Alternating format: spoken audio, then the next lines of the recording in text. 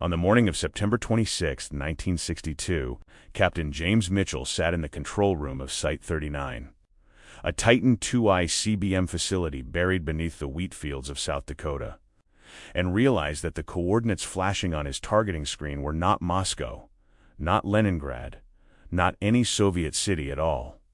They were Rapid City, his own hometown, where his wife Mary was probably making breakfast, where his daughters, 7-year-old Susan and 4-year-old Linde, were getting ready for school, where his mother still lived in the White House on Maple Street, the one his father had built before the war. The red numbers on the screen didn't flicker, they didn't change, they just sat there, cold and precise, like a death sentence typed on official paper. Mitchell's hand froze on the authentication key. Behind him, Lieutenant Pearson was reading the launch authorization code from the sealed envelope. His voice steady and professional, trained never to question, never to hesitate. Outside the reinforced door, beyond the 100 feet of concrete and steel separating them from the surface, America was having breakfast, reading newspapers, complaining about taxes and traffic. They had no idea that in this moment, in this buried tomb of circuitry and nuclear fire, one man's decision would determine whether they lived or died. The targeting computer showed a yield estimate: 9 megatons. Enough to turn Rapid City into a crater 3 miles wide. Enough to kill everyone within 10 miles instantly. Enough to poison the Black Hills for generations. Mitchell had always believed in the chain of command. Had believed in duty, in orders, in the sacred trust between soldier and nation. But staring at those coordinates, feeling the authentication key cold against his palm, he understood something his training had never prepared him for. Sometimes the enemy isn't on the other side of the world. Sometimes the enemy is the machine itself. The Cold War had turned America into a nation of bunkers and sirens, of schoolchildren diving under desks and families building fallout shelters in their backyards. By September 1962, the United States Strategic Air Command maintained 203 nuclear-armed missiles on constant alert. Each one pointed at a predetermined target in the Soviet Union. Each one capable of ending millions of lives in less time than it took to say a prayer. Site 39 was one of 18 Titan II facilities scattered across the plains of South Dakota, Arkansas, and Arizona, vertical coffins holding the largest nuclear weapons ever deployed by the United States. Each missile stood 103 feet tall, weighed 330,000 pounds when fueled, and carried a single W-53 thermonuclear warhead with a destructive force equivalent to 630 Hiroshima bombs. The men who operated these weapons lived underground in 2-person crews, working 24-hour shifts in capsules designed to survive a direct nuclear strike. They ate military rations heated on hot plates, drank coffee from thermoses that never seemed to stay hot, and breathed recycled air that always tasted faintly of oil and electricity. They never saw sunlight during their shifts. They never heard birds. The only sounds were the constant hum of ventilation systems, the occasional crackle of radio communication, and the soft beeping of targeting computers that never slept. Captain James Mitchell had been assigned to Site 39 for 11 months. He was 32 years old, a graduate of West Point, a veteran of the Korean War who had earned a Bronze Star for pulling 3 wounded soldiers out of an ambush near the Yalu River. He had joined Strategic Air Command because he believed in deterrence, the idea that having these terrible weapons would prevent them from ever being used, that mutual assured destruction was paradoxically a form of peace. His wife Mary had never understood it. "You're a babysitter for the apocalypse," she'd said once, half joking but half serious. "You sit there waiting for the world to end. I sit there making sure it doesn't," he'd replied. But that was before this morning. Before the training exercise that wasn't supposed to be real. Before the sealed envelope with authentication codes that matched every protocol. Before the targeting coordinates that should have been somewhere in the Soviet Union but instead pointed at the place where his daughters were supposed to be learning multiplication tables. The exercise had begun at 0600 hours, announced over the facility's public address system with the same mechanical voice that announced everything from shift. changes to radiation drills. Mitchell had been halfway through his third cup of coffee, reviewing maintenance reports for the missile's guidance system when the first alert came through. DEFCON 2. All stations to launch readiness posture. This is not a drill. Repeat, this is not a drill. Lieutenant David Pearson, Mitchell's deputy launch officer, had looked up from his checklist with something close to excitement in his eyes. Pearson was 24, fresh from officer training, still young enough to think that nuclear war might be glorious instead of simply final. He'd joined the Missile Corps because he wanted to be part of history, wanted to be one of the men who stood between America and communism, who kept the red tide from washing over the free world. Finally, Pearson had said, "A real one." Mitchell had felt his stomach tighten. In 11 months at Site 39, they'd run dozens of training exercises, practiced every step of the launch sequence until it was automatic, until they could do it blindfolded if necessary. But those exercises always had a moment where someone broke character and said exercise terminated or reset to ready status. Those exercises never felt like this, never had this particular quality of silence on the radio, this sense of held breath.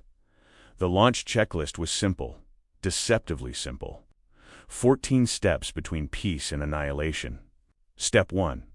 Authenticate launch order. They removed the sealed envelope from the safe, checked the alphanumeric code against their daily authentication list. It matched perfectly. Step 2. Insert and turn launch keys. The keys were kept in separate safes, required 2 people standing 12 feet apart to turn simultaneously. Design feature intended to prevent a single deranged officer from starting World War III alone. Step 3. Remove safety interlocks. A series of switches that prevented accidental activation. Each one painted bright red with warnings in capital letters. Danger. Do not operate without authorization. Step 4. Verify targeting coordinates. Enter the destination codes into the guidance computer. Confirm that the warhead would detonate where it was supposed to detonate, vaporize who it was supposed to vaporize. Mitchell had completed steps 1 through 3 on autopilot, his training overriding his thoughts, his hands moving through the sequence with practiced efficiency. Pearson had called out confirmations in that steady voice they'd both been taught. The voice that was supposed to remain calm even if the world was ending, especially if the world was ending. But at step 4, when Mitchell pulled up the targeting coordinates on the primary display screen, everything stopped. The numbers made no sense. The latitude and longitude didn't correspond to any Soviet city, any military installation, any target that belonged in the war plans. For a moment, Mitchell thought it was a computer error, a glitch in the guidance system, maybe a fault in the memory banks that stored the targeting data. Then he recognized the coordinates. Not because he'd memorized them. Who memorizes the exact latitude and longitude of their hometown? But because he'd grown up looking at maps, because his father had been a surveyor who'd taught him how to read land, how to understand the geometry of place. And these numbers, these specific intersections of north and west, placed the detonation point almost exactly above Rapid City's main square, right where the courthouse stood, where he'd gotten married 8 years ago, where his daughters liked to feed pigeons on Sunday afternoons. "Sir?" Pearson's voice cut through his paralysis. "Target verification?" Mitchell couldn't speak. His throat had closed up. He stared at the numbers and did the math in his head. 9 megatons detonated at optimal altitude above a population center of 50,000 people. Instant vaporization within a 2-mile radius. Third-degree burns for everyone within 8 miles. Fallout spreading east with the prevailing winds, poisoning farmland, contaminating water supplies, killing slowly everyone who survived the initial blast. Mary would be home. She was always home in the mornings, usually doing laundry or working in the garden. The house was 4 miles from Main Square. Far enough to survive the immediate fireball. Close enough to die slowly from radiation poisoning. Close enough to watch her skin blister and her hair fall out while she tried to comfort their daughters, tried to explain why Mommy was sick, why the sky had turned black, why everyone they knew was dying. "Sir?" Pearson repeated, louder now. I need target verification to proceed with launch sequence. The regulations were clear. Once authentication codes were verified, once the launch order was confirmed genuine, the missile officers had no discretion. They were not supposed to think about what they were destroying, who they were killing. They were supposed to be extensions of the machine. Human components in a system designed to deliver nuclear weapons with maximum efficiency and minimum hesitation. Questioning orders was not just forbidden, it was philosophically impossible within the logic of strategic deterrence. If the Soviets knew that American missile officers might refuse to launch, might allow personal sentiment to interfere with duty, then the entire structure of mutual assured destruction collapsed. The missiles were only a deterrent if everyone believed they would be used without hesitation. Doubt was the enemy. Conscience was the enemy. Humanity itself was the enemy. Mitchell had accepted all of this when he took his oath, when he signed the papers acknowledging that he understood the full implications of his position. He had told himself that it was a burden worth carrying, that his willingness to turn the key if necessary was actually protecting people, preventing war by making war unthinkable. But that logic required the targets to be Soviet cities, Soviet military bases, Soviet missile sites. It required the enemy to be foreign, distant, abstract. It didn't work when the target was home. Captain Mitchell. Pearson's voice had taken on an edge now, confusion mixed with the first trace of suspicion. The launch checklist requires target verification within 90 seconds of authentication. We're at 85 seconds. Sir. Mitchell turned away from the screen. His hands were shaking. He realized he was still holding the authentication key. The small piece of metal that, when turned in conjunction with Pearson's key, would begin the irreversible sequence of events leading to detonation. 9 megatons. Rapid City. Mary and Susan and Linda and 50,000 other people, whose only crime was living in the wrong place at the wrong time. There's an error, Mitchell said. His voice sounded strange in his own ears, too high, too uncertain. The coordinates are wrong. Pearson frowned. Sir, look at them. Those aren't Soviet coordinates. Pearson glanced at his secondary display, which showed the same targeting data as Mitchell's screen. His frown deepened. They're within the parameters transmitted with the launch authorization. Everything matches protocol. But look at the location. That's not Sir. Pearson's voice had gone cold now, formal. We are not authorized to evaluate target selection. Our orders are to authenticate and execute. We've authenticated. The coordinates match the authorization code. We're at 70 seconds. Mitchell felt the walls of the control capsule closing in. The space was small, only 15 feet across, painted institutional green, lit by fluorescent bulbs that cast everything in a sickly glow. Every surface was covered with switches, dials, warning lights, status indicators. The air smelled like hot electronics in fear. We can't launch this, Mitchell said. We need to contact SAK headquarters. Get confirmation. This has to be a mistake, sir. We are under DEFCON 2 with authenticated launch authorization. Radio protocol requires silence during execution sequence. You know this, Mitchell did know it. During a launch sequence, crews were forbidden from communicating with anyone except to report completion or technical failure. The reasoning was sound. In a nuclear war, you couldn't allow field commanders to debate orders, to argue with headquarters, to introduce uncertainty into a time-critical process. When the missiles needed to fly, they needed to fly immediately, before Soviet first-strike weapons destroyed them on the ground. But this wasn't a Soviet first strike. This was insanity. This was murder. This was everything the missiles were supposed to prevent. Lieutenant Pearson. Mitchell turned to face the younger officer directly.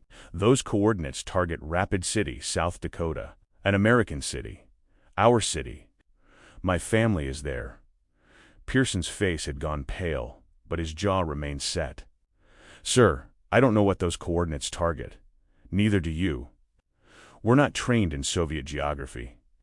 What looks like one location could actually be I know what those coordinates are. I'm from there. I grew up there. And I'm telling you this is wrong, Captain." Pearson's hand moved subtly toward the red phone mounted on the wall, the security line direct to SAC headquarters, to be used only in cases of equipment failure or psychological breakdown of crew members. "You are experiencing a stress reaction. This is understandable. But we have 60 seconds to complete launch sequence, or we will be in violation of direct orders during wartime conditions. That's a court-martial offense. That's treason." The word hung in the recycled air. Treason. The ultimate crime, the unforgivable sin. Betrayal of country, of duty, of every principle that held civilization together. But what was it called when you murdered your own people? What was the word for following orders so blindly that you incinerated your wife and children because a computer screen told you to? Mitchell looked at the authentication key in his hand, then at the launch switch. Then at Pearson's face, young, frightened, but absolutely convinced he was doing the right thing. That duty demanded obedience even unto apocalypse. "No," Mitchell said quietly. "Sir?" "I said no. I'm not turning the key." Pearson stared at him. "Captain, you don't have a choice. This is not a request. This is not subject to personal judgment. You took an oath. I took an oath to defend the United States, not to destroy it. You don't know what you're defending or destroying. You're making assumptions based on what? On numbers you think you recognize? What if you're wrong? What if this is a Soviet city and you're refusing to launch because you misread the coordinates?" It was a fair question. A terrible question. Mitchell looked back at the screen, forced himself to check the numbers again to verify what his gut already knew. Latitude 44.08 north. Longitude 103.23 west.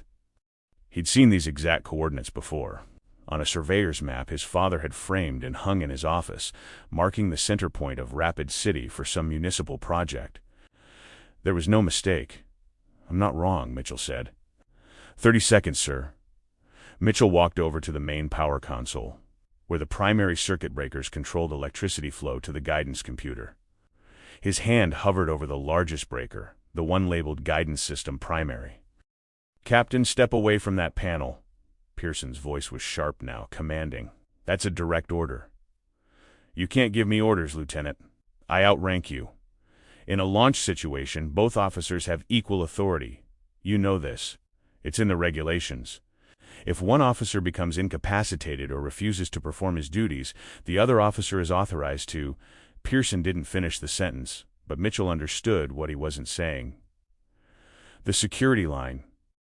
The report that Captain Mitchell had suffered a psychological breakdown during a launch sequence, that he was unfit for duty, that he needed to be relieved immediately. And then what? Would they send armed guards down to the capsule? Would they replace him with someone more willing to follow orders? Would the missile launch anyway just a few minutes later, with different hands on the keys but the same result?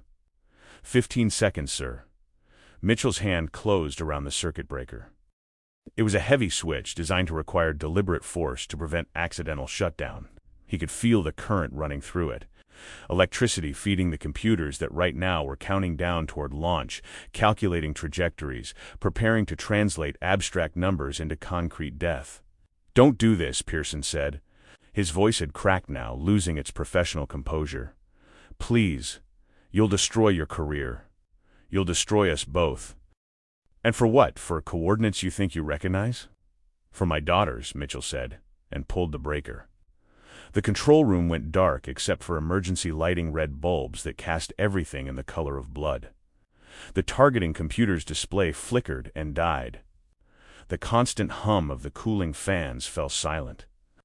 Somewhere deep in the missile silo below them, mechanical systems began automatically shutting down, following protocols designed to prevent guidance errors in case of power failure.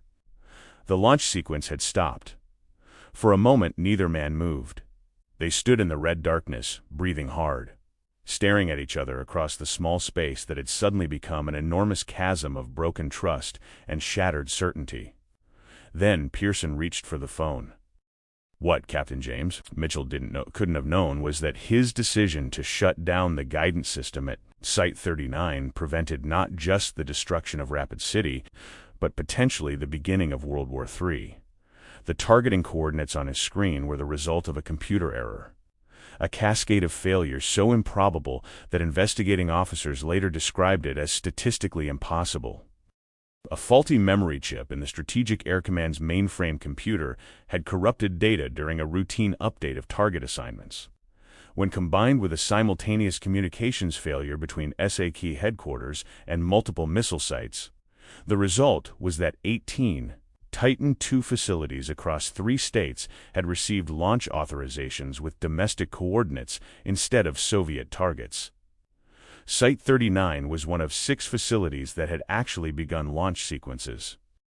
At 3 other sites, crews had completed the sequence and turned their keys. Their missiles had not launched only because Mitchell's shutdown had triggered a wider system review that revealed the error before the 30-second point of no return was reached. At 2 facilities, the crews had recognized something was wrong, but had hesitated, uncertain, caught between duty and doubt.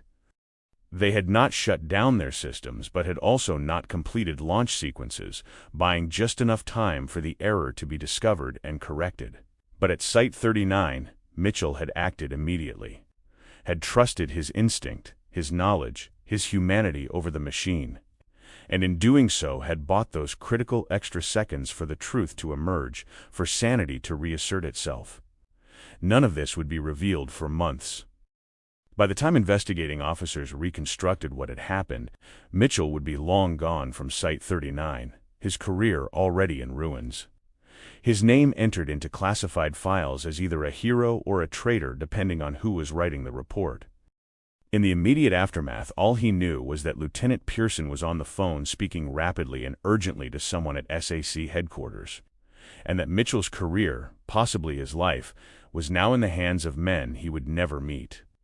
Men who would judge him based on protocols and regulations and the needs of a system that could not afford to admit its own fallibility. He sat down heavily in his chair, the authentication key still clutched in his hand, and waited for whatever came next. The security team arrived 45 minutes later. Mitchell heard them first, the heavy clang of the access hatch opening. Boots on metal stairs, voices echoing down the shaft connecting the surface to the underground capsule. He'd been sitting motionless since pulling the breaker. While Pearson maintained rigid silence at his own station, both of them existing in a strange limbo where they were still technically crew members but knew their partnership had ended. The capsule door opened. 2 air police entered first, hands on holstered sidearms, scanning the small space for threats. Behind them came a Colonel Mitchell didn't recognize, older, gray-haired, wearing the insignia of Strategic Air Command headquarters. Captain Mitchell. The colonel's voice was neutral, betraying nothing. Please stand and step away from the control panels. Mitchell stood. His legs felt unsteady after sitting for so long. He realized his hands were still shaking. Sir, I can explain. You'll have an opportunity to explain. Right now, I need you to surrender your authentication key and security clearance.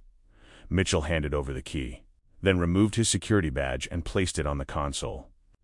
The colonel nodded to one of the air police, who moved forward with handcuffs. Is that necessary? Mitchell asked quietly. Regulations, Captain. You shut down a launch sequence without authorization. Until we understand what happened, you're considered a security risk. The handcuffs were cold around his wrists. The air policeman wasn't rough, but he wasn't gentle either, just professional, doing his job, treating Mitchell like any other potential threat to national security. As they led him toward the exit, Mitchell glanced back at Pearson. The lieutenant was still at his station, facing forward, maintaining perfect posture. He didn't look at Mitchell, didn't acknowledge him, had already erased him from memory, the way you had to erase everything that threatened to make you human instead of a component in the machine. Lieutenant Pearson, the colonel said, you're to remain on duty until a replacement crew arrives. Write a complete report of everything that occurred. Everything, yes. Sir, Mitchell wanted to say something to Pearson, wanted to explain or apologize or defend himself, but there was nothing to say. They'd both done what they thought was right. One of them had followed orders. The other had followed conscience. History would decide which was the greater sin. They took him up the stairs, through the blast door, into the sunlight that felt like a physical shock after hours in the red darkness of the capsule. The South Dakota morning was beautiful clear sky, warm sun, gentle wind moving through the wheat fields. It looked like peace. It looked like a world that didn't know how close it had come to ending. A military sedan was waiting. They put Mitchell in the back seat, one air policeman on either side of him. The colonel took the front passenger seat. "Where are we going?" Mitchell asked. "Ellsworth Air Force Base. There's a secure facility where you'll wait while we sort this out." "Sort what out?" "I prevented a disaster. Those coordinates were—" "Captain." The colonel turned to look at him directly for the first time. His eyes were tired, almost sad. "I know what the coordinates were. I know what you saw on that screen. And I know what you did." Mitchell felt something loosen in his chest, a knot of fear he hadn't realized he was carrying. "Then you understand why." "What I understand," the colonel interrupted, "is that you shut down a launch sequence during a DEFCON 2 alert. Whether you were right or wrong is almost beside the point. The system has to work. If missile officers start second-guessing orders, start evaluating targets, start making decisions based on personal knowledge or sentiment, then the entire architecture of deterrence collapses. The Soviets have to believe that if they launch, we'll launch back, instantly, without hesitation, without mercy, even if it means destroying our own cities. It wasn't supposed to be your city, Captain. It was a computer error, a 1 in a million malfunction that we're still trying to understand. But you didn't know that when you pulled the breaker. All you knew was that the targeting coordinates didn't look right to you. What if you'd been wrong? What if it really was a Soviet target and you just misread the numbers? What if your hesitation had allowed Soviet missiles to destroy an American city because we didn't launch our counterstrike in time? Mitchell had no answer. The colonel was right. He'd acted on instinct, on recognition, on the certainty that comes from knowing a place deeply. But that certainty could have been wrong. In another timeline, in another version of this morning, his refusal to launch might have been the mistake that doomed millions. "I saw my hometown on that screen," Mitchell said quietly. "I saw the coordinates for the place where my wife and daughters live. What was I supposed to do?" The colonel was silent for a long moment. "Then, your job." The sedan drove through the gate of Site 39, onto the highway that cut through endless wheat fields. Mitchell watched the landscape slide past farms, barns, silos, the ordinary geography of the American heartland. Somewhere out there, in Rapid City, Mary was probably hearing about what had happened, getting a call from a very polite officer who would explain that her husband was being detained, that she shouldn't worry, that everything would be fine. She would worry anyway. She would know that in the world of classified military operations, everything will be fine. Usually meant everything has gone catastrophically wrong, but we can't tell you the details. "What happens now?" Mitchell asked. "You'll be debriefed, extensively. Every decision you made, every thought you had, every reason you had for pulling that breaker. Then there'll be a board of inquiry. Then probably a court-martial, though I'm told there's some debate about whether to pursue that given the complicated circumstances. Will they tell people what really happened? That there was an error?" "No." The colonel's voice was flat, certain. "This incident will be classified at the highest level. As far as the public is concerned, nothing happened. As far as anyone knows, this was a routine training exercise. The computer error will be fixed quietly. The protocols will be reviewed. And the system will continue to function exactly as it's supposed to. And me? You'll be reassigned. Somewhere you can't cause any more problems. A desk job, probably. Something administrative. The Air Force will take care of you. You're not without allies in this. But your career in Strategic Air Command is over. You understand that, don't you?" Mitchell nodded slowly. He'd understood at the moment he pulled the breaker, had known exactly what he was sacrificing. Your career or your daughters. Your duty or your conscience. Some choices weren't really choices at all. The sedan turned onto the highway toward Ellsworth Air Force Base. toward the secure facility where Mitchell would spend the next several days being questioned by officers and psychiatrists and investigators who would try to understand why he'd done what he'd done, whether he was a hero or a security risk, or simply a good man caught in an impossible situation. But before any of that, Mitchell allowed himself one small act of gratitude. He closed his eyes and pictured his house on the outskirts of Rapid City. Pictured Mary in the kitchen, maybe making lunch now.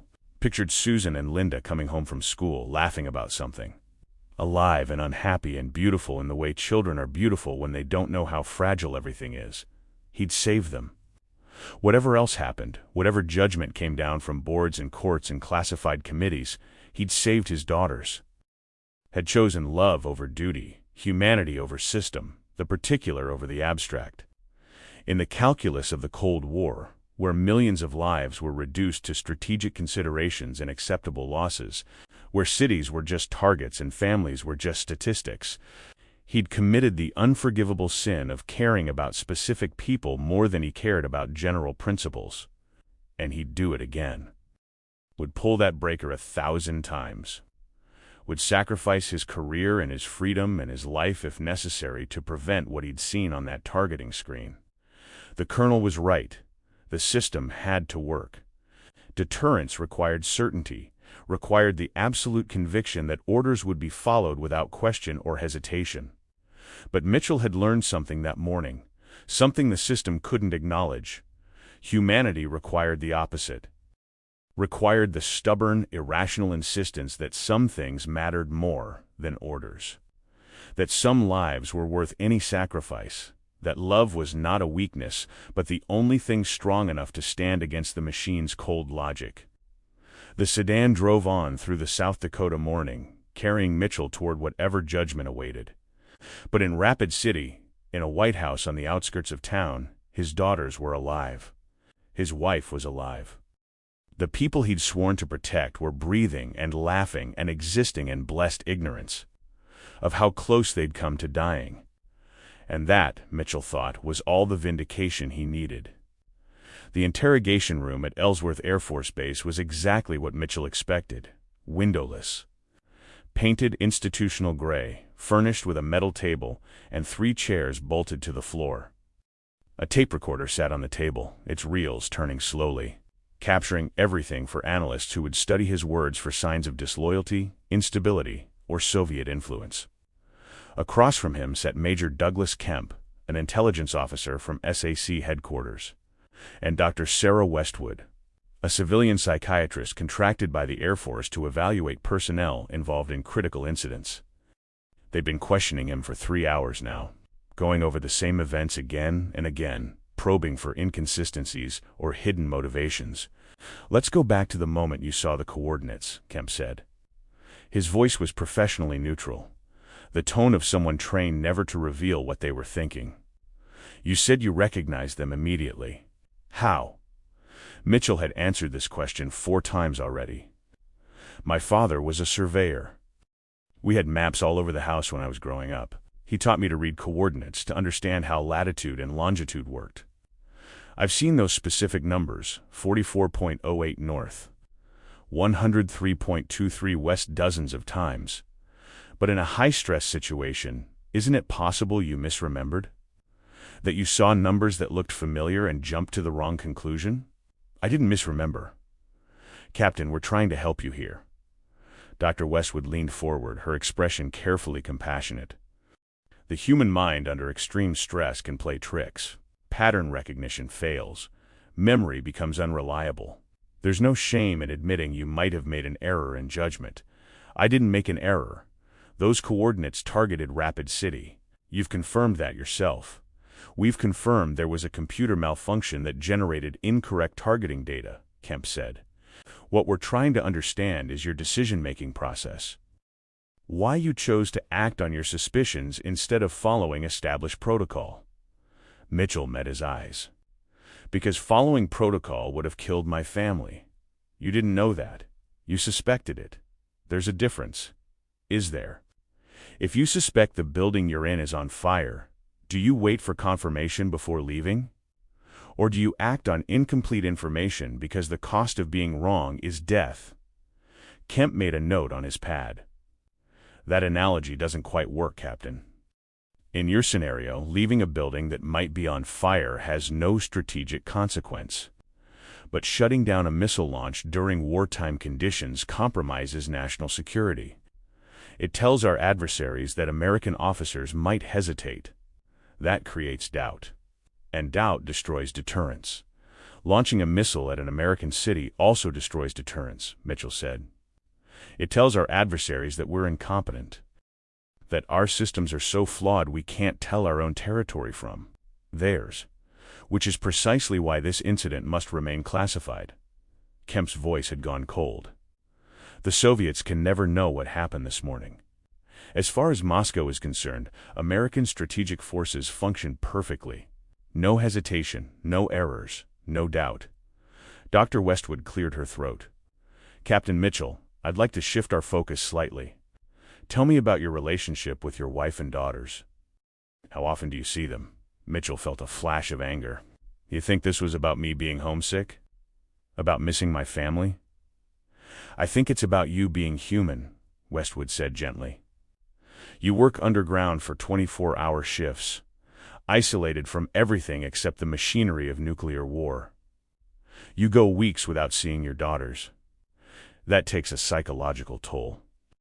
And when you saw those coordinates, when you thought your family might be in danger, your protective instincts overrode your training. That's not a moral failure. It's a predictable human response. Then maybe humans shouldn't be in charge of nuclear weapons. The room went silent. Kemp and Westwood exchanged a glance. Mitchell realized he'd said something they didn't expect. Something that cut too close to a truth no one in Strategic Air Command wanted to acknowledge. That's an interesting position, Kemp said finally. Are you saying you think the launch process should be fully automated? Remove human judgment entirely? No. I'm saying the system is broken. We've built weapons so terrible that using them would be insane. But we've also built a command structure that requires men to be willing to use them without question. Those two requirements are incompatible. You can't ask people to be rational enough to manage nuclear weapons, but irrational enough to launch them at other human beings without hesitation. The Soviets manage it, Kemp said. Do they? Or are their missile officers also lying awake at night wondering if they could really turn the key? Maybe deterrence only works because both sides are bluffing. Because no one, not in Moscow, not in Washington, actually believes they'd follow through when the moment came. Dr. Westwood was writing rapidly in her notebook.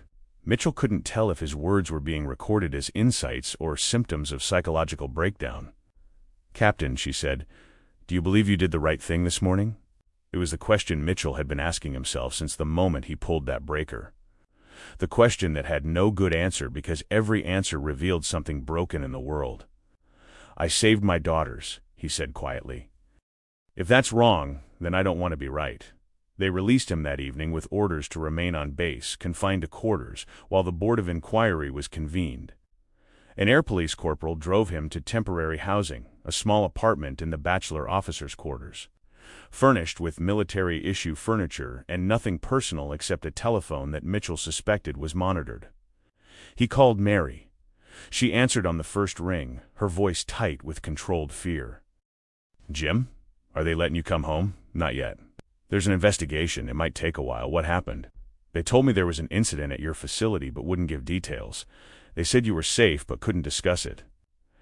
Jim, I've been terrified all day. Mitchell closed his eyes. Wishing he could tell her everything, wishing he could explain that he'd seen her death on a targeting screen and chosen her life over his career. But the classification was absolute. Even his wife couldn't know. I can't talk about it, he said. I'm sorry. I know that's not fair. Are you in trouble? Probably. Yes. He heard her breath catch. Serious trouble? I don't know yet. The investigation is ongoing. But Mary, I need you to understand something. Whatever they tell you about what I did, whatever version of events becomes official, I did the right thing. I'm certain of it. You're scaring me. I'm sorry. I just need you to trust me. There was a long pause. Then Mary said very quietly, The girls want to know when you're coming home. Linda made you a drawing. Susan wrote you a letter. They miss you. Mitchell felt something break inside his chest. Tell them I miss them too. Tell them. Tell them Daddy had to make a hard choice today, and he chose them. They won't understand now, but someday maybe they will. Jim, you're really scaring me now. I love you. All three of you. More than anything. Remember that. After he hung up, Mitchell sat in the dark apartment and thought about his daughters. Susan, with her serious eyes and her books, already reading at a second-grade level, always asking questions about how things worked. Linda, with her wild imagination and her constant laughter, who still believed the world was magical and good. They were alive. That was all that mattered. Let the Air Force convene its boards and write its reports and decide his fate. Let the colonels and generals debate whether he was a hero or a traitor. His daughters were alive, and that was worth any price. The Board of Inquiry convened 6 days later in a secure conference room at SAC headquarters in Omaha, Nebraska. Mitchell was flown in under guard, wearing his dress uniform, but no decorations. Facing a panel of 5 senior officers who would determine whether his actions constituted dereliction of duty, insubordination, or something worse. The proceedings were classified top secret. No transcript would be available to the public. Whatever judgment was rendered would be filed in locked cabinets and forgotten by history. The panel was led by General Arthur Hammond, a 4-star Air Force general who'd overseen the expansion of America's nuclear arsenal since 1958. He'd built his career on the principle of absolute readiness, absolute certainty, absolute conviction that the weapons would be used if necessary. Men like Hammond didn't tolerate doubt. Captain Mitchell, Hammond began, his voice carrying the authority of someone who'd never been questioned. You stand accused of willfully disobeying a lawful order during a time of war preparation. You shut down a launch sequence without authorization, compromising national security and violating your oath of service. How do you plead? Mitchell had been advised by the JAG officer assigned to his defense to plead confusion, stress, temporary incapacity, anything that would mitigate culpability while preserving the illusion that the system worked perfectly. But standing before these 5 men, Mitchell knew that any plea except the truth would be a lie, and he was done lying.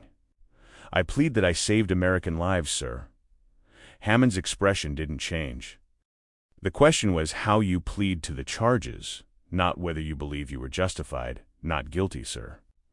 Because following that launch order would have been a crime. Murder of American citizens.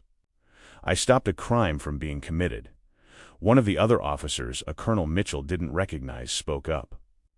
Captain, you are not in a position to evaluate the legality of your orders. That's not a missile officer's role. Your role is to execute authenticated launch commands. Nothing more. Even if those commands are obviously wrong? There is no obviously wrong in nuclear operations, the colonel said sharply. There is only compliance or non-compliance. You chose non-compliance. I chose not to murder my neighbors. General Hammond raised a hand, silencing the room. Captain Mitchell, let me be clear about something. No one in this room disputes that the targeting coordinates you saw were incorrect. The computer error has been identified and corrected. What we're examining is your response to that error.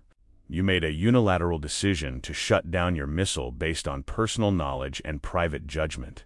That cannot be allowed to stand as precedent. With respect, sir, what's the alternative? If I'd followed protocol, 18 American cities would have been destroyed. Hundreds of thousands of people dead. The nation would have torn itself apart trying to understand how its own weapons were used against it. The error would have been caught, Hammond said, though his voice lacked complete certainty. There are safety systems, multiple verification steps, which all failed, Mitchell interrupted. The authentication codes were valid. The launch authorization was genuine. My deputy officer saw nothing wrong with the sequence.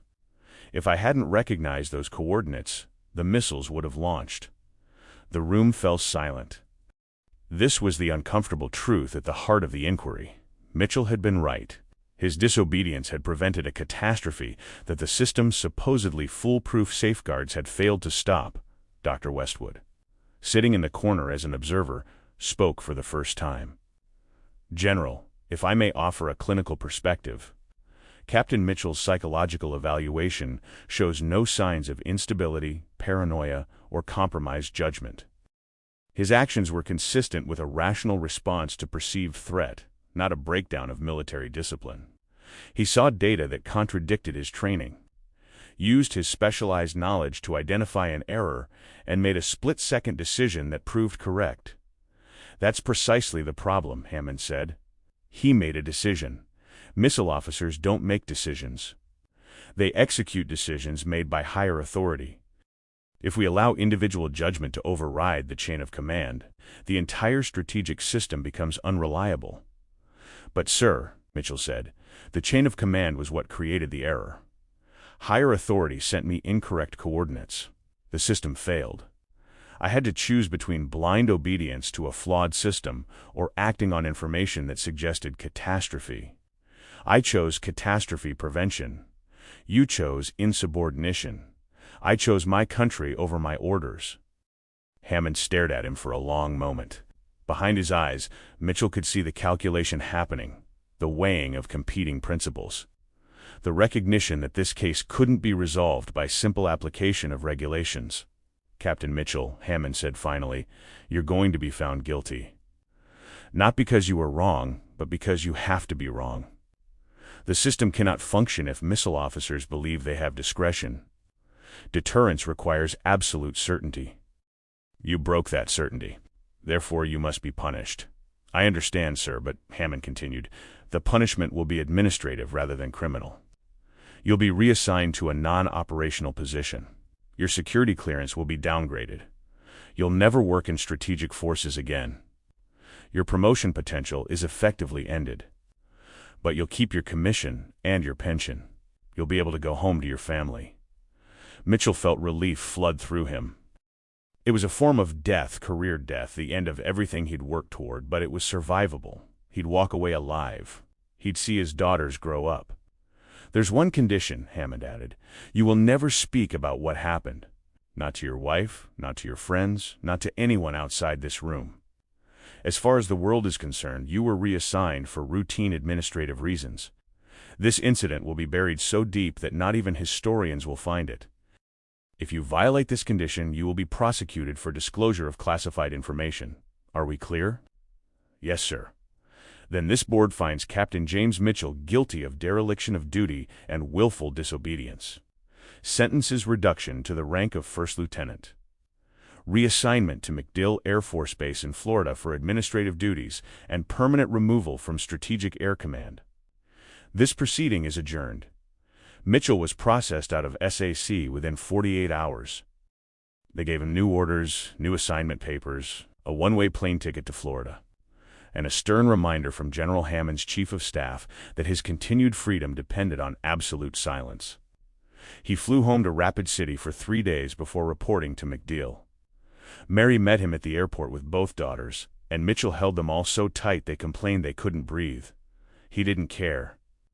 They were real and warm and alive, and that was all that mattered.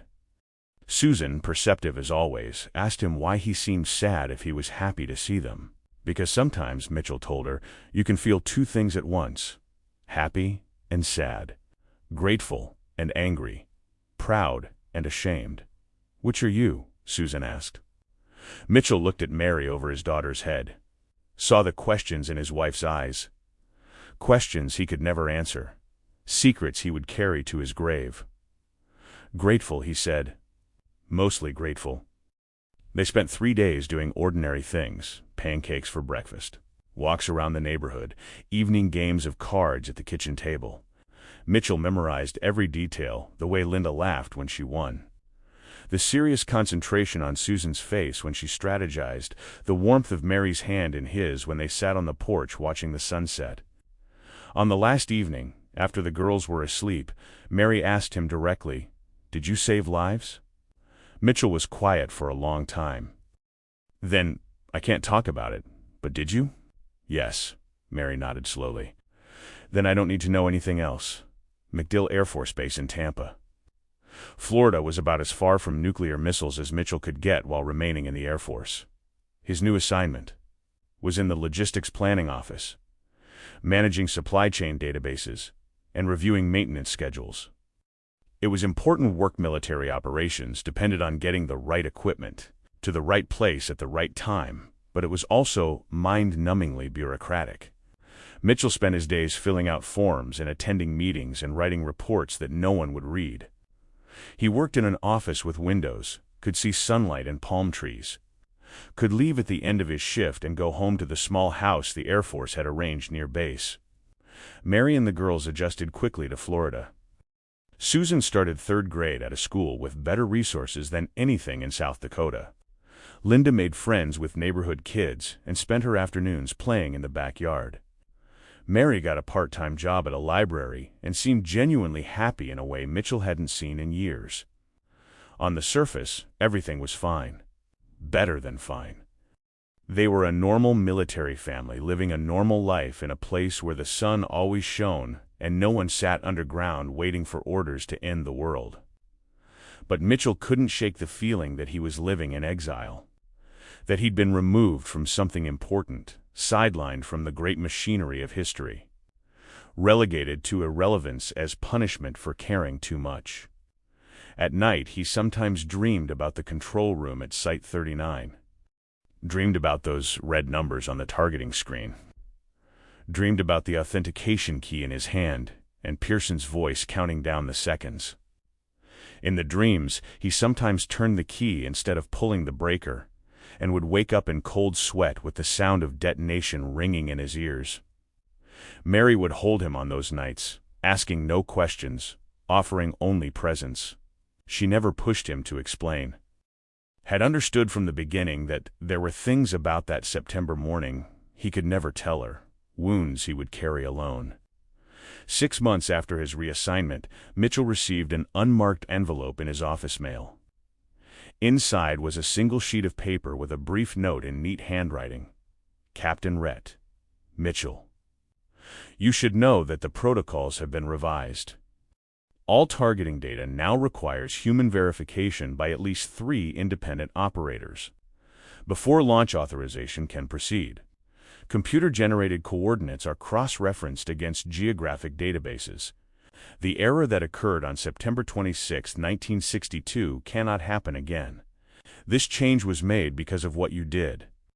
Your name will never appear in the official record, but those of us who know understand that you prevented not just a tragedy but a fundamental crisis of confidence in strategic systems.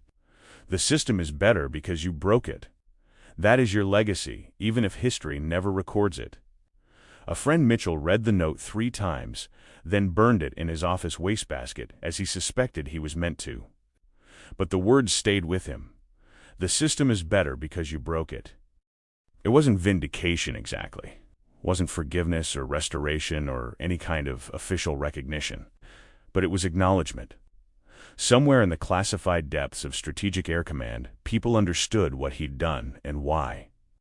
People who'd studied the incident and recognized that blind obedience to flawed systems was itself a form of failure.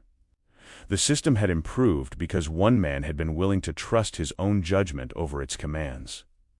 Because one missile officer had looked at a targeting screen and said, "No, this is wrong. I will not do this." It was a small victory in a world that measured everything in megatons and body counts. But it was Mitchell's victory, and he would take it.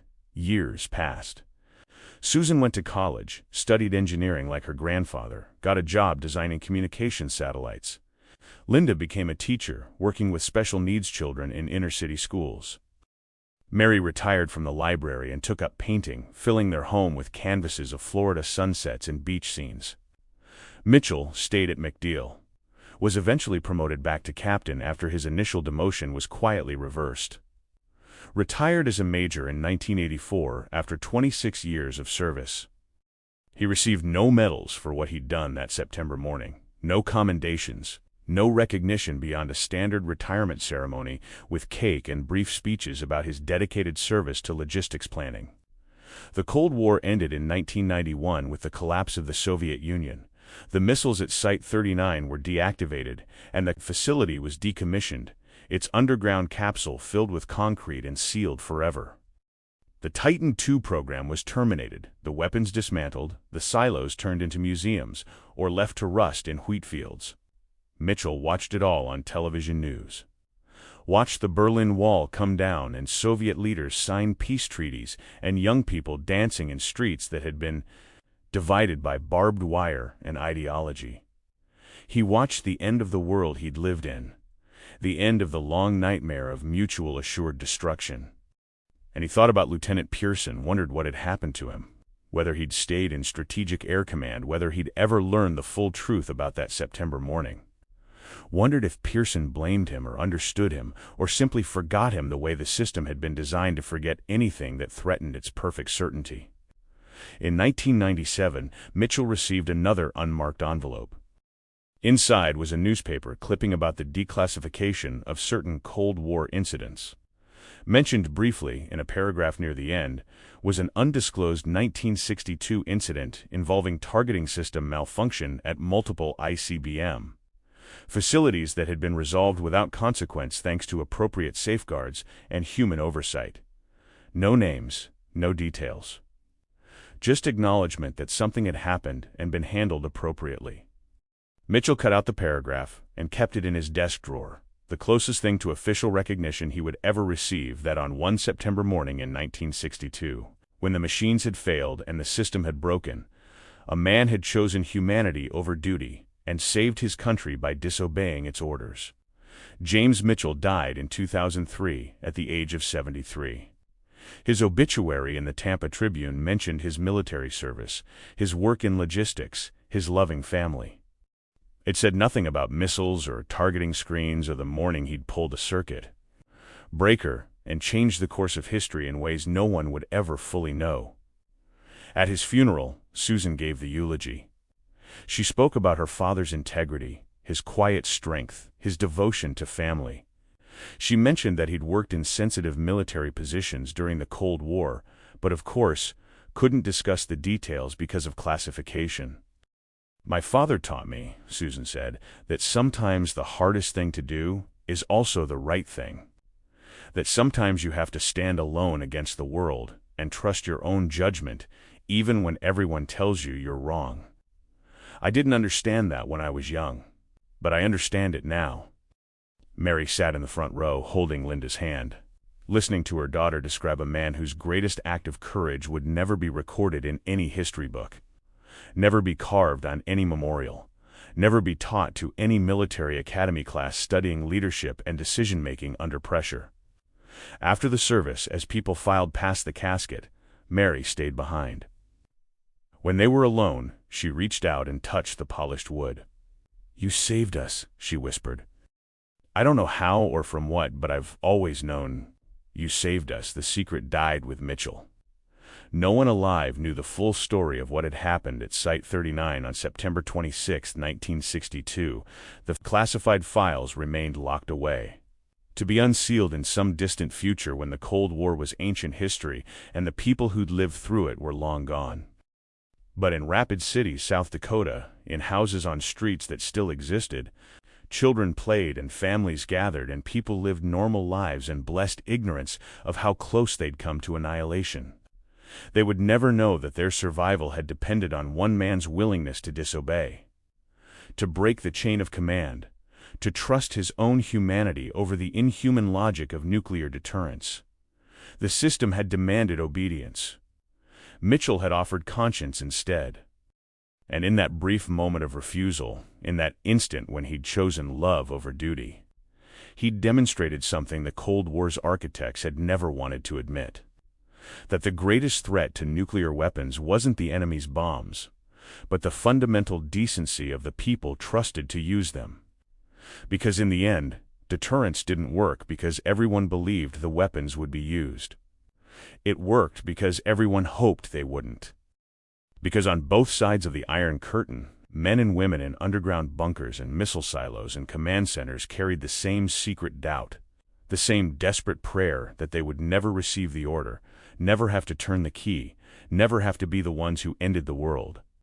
Mitchell had given voice to that doubt, had said what others only thought, had acted on the truth that every missile officer knew but none could speak, that some things matter more than orders, that some lives are worth any sacrifice, that humanity cannot be reduced to protocols and procedures and the cold mathematics of acceptable losses. The Cold War ended not because one side won or the other surrendered, but because eventually everyone understood what Mitchell had understood that September morning, that the weapons were too terrible to use, the system too fragile to trust, and the only winning move was not to play. His grave in the Florida National Cemetery bears a simple marker: his name, rank, years of service, nothing else. No mention of valor or heroism or the morning he'd saved his hometown from nuclear fire.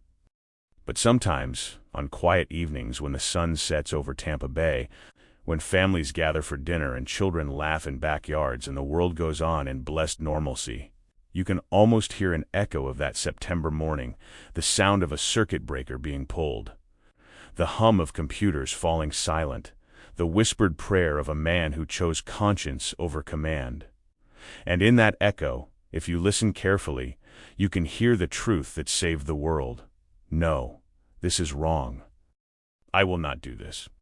If stories like this make you reflect on how thin the line between survival and catastrophe really was, consider subscribing. There are more Cold War stories that deserve to be told, stories of ordinary people facing impossible choices, of systems that nearly failed, of moments when everything hung on a single decision made in darkness and doubt. These stories aren't about heroes or villains. They're about human beings caught between duty and conscience, trying to do what's right when every option seems wrong. History remembers the grand conflicts, the famous battles, the celebrated victories. But the Cold War was won and lost in small rooms by tired people making choices that no one should ever have to make. Their names are mostly forgotten. Their stories are still classified, but they deserve to be remembered. If you believe that, leave a like. It helps us keep these stories alive.